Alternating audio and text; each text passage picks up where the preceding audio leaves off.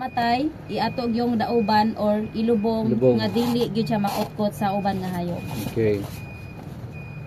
Sunod nga sakit nga to isgutan sa manok. Wala na. Okay. Wala na.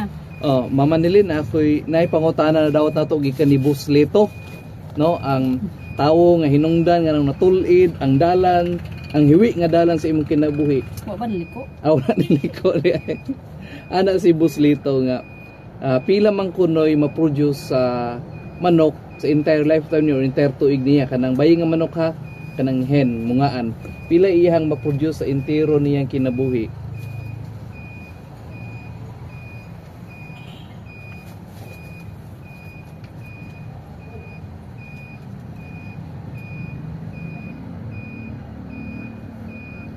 Pila ka ang itlog nga ma-produce? Ang ato ang manok muhatag kinig 350 ka itlog. 350 ka itlog sa usa ka entire lifetime niya.